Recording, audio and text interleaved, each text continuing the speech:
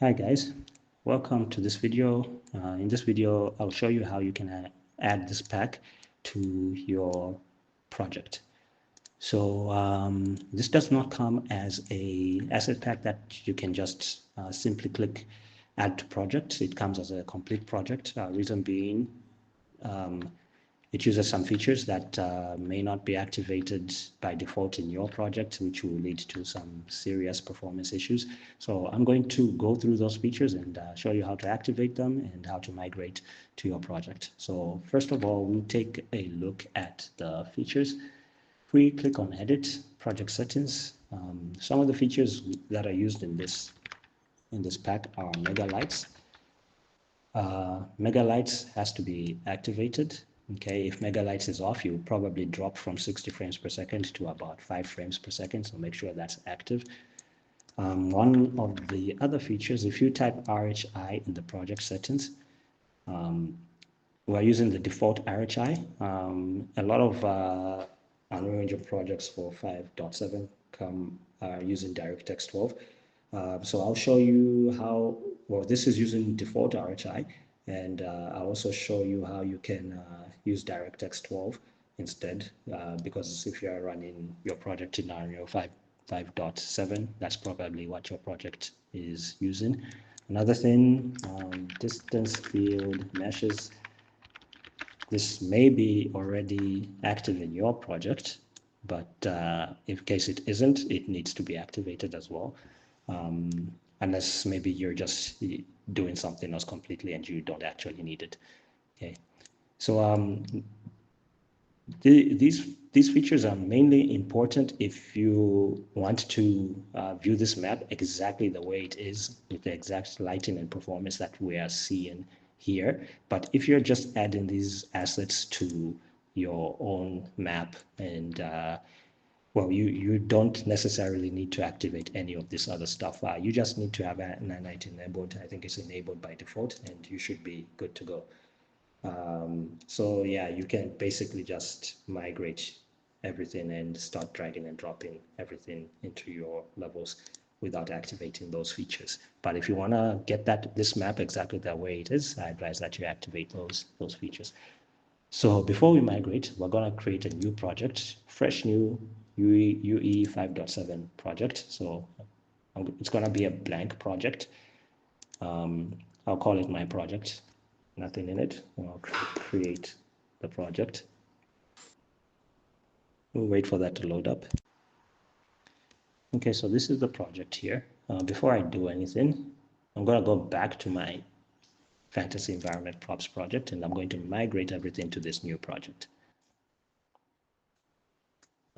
This does use Nanite meshes, so they are high resolution. So if your RAM, maybe if you've got less than 32 gigs of RAM, you might get a crash using the migrate button. So you can also use copy paste. I'll show you how to do both.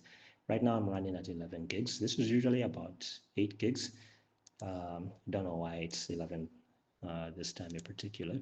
But anyway, in order to migrate, you can right click on the fantasy environment props folder and choose migrate, hit OK, and open up that new project we just created. It's saved right here. In that project, go to the content folder and select the folder, and you should begin migrating. So if you do in fact get a crash, what I advise you do instead is go to the folder where you saved the fantasy environment props project, copy, yeah, if you get a crash like that, okay, because I've run out of memory.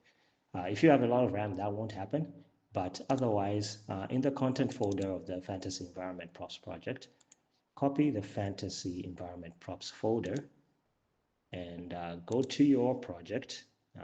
This will be the new project I created. Go to the content folder and simply just paste it here. Since it crashed, I can just delete this. It doesn't matter. So yeah, paste it here and you won't have any of that RAM problem, but you still get the exact same result. Because everything is inside this folder, there will be no missing files. So if we run Unreal Engine and open up our new project, we will now have our environment assets. Okay, so let's open our new project and see what we have there. That's my project. Let's open it up. Okay, so the new project is now open. We can go to the content drawer. We can open the fantasy environment props folder, open the maps folder, and let's open this up. Level demo map RTX Megalites.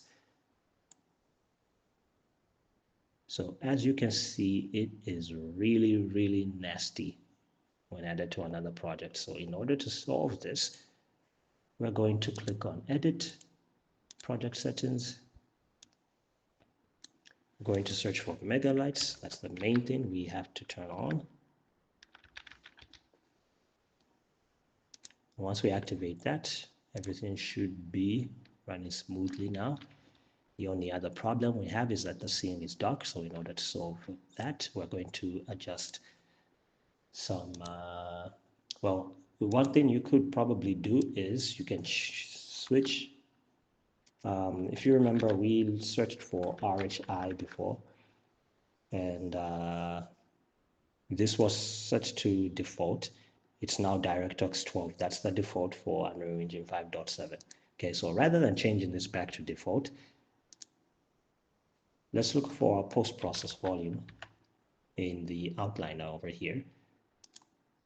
And if you click there, you will see exposure. Okay. Open up exposure and set the exposure. Well, we actually have two post-process volumes here, which need separate settings. The one I clicked on is for outside, and the second one is for inside.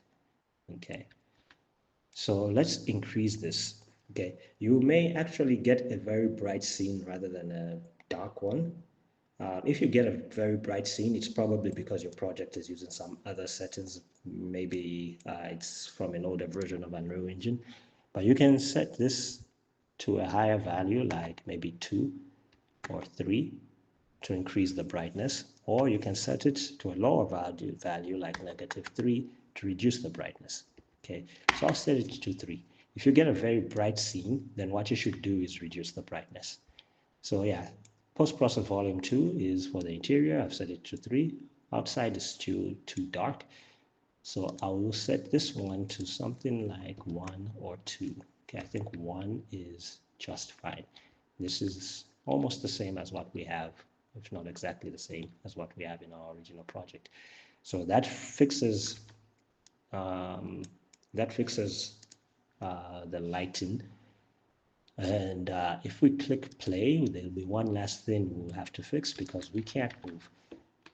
So what you can do is click on blueprints and set your default game mode to third-person game. Maybe you already have a third-person character in your project. You can simply just delete this third-person character and add your own character to the map, and you should be able to play. But otherwise, you can set it to this third-person game mode. Okay, it's in fantasy environment props, demo, content, blueprints, BP, third-person game mode. So you choose that one. Okay, and when you click play, you should be good to go. The mouse speed is a little bit slow. In the default project, it had to be increased. So if you want to fix that, just right click on the third person character, click on edit third person character, and connect y-axis to up down, connect x-axis to yaw. You can delete these others, don't need them anymore for that. Make sure this is all connected and press play and everything should be good. Your mouse speed should be back to normal. And basically that is it.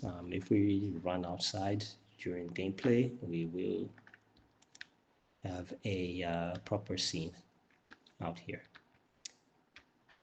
Okay, so yeah, as I said before, you only need to follow the steps for this particular demo map. If you just want to add these assets to your project, to your game, to your map, you can also go ahead and just do that without making any of these adjustments. All you really need to make sure you have on is Nanite. If you're not using Megalites, that won't matter. It will still work correctly. And yeah, thanks a lot for watching, guys. I will see you in the next one.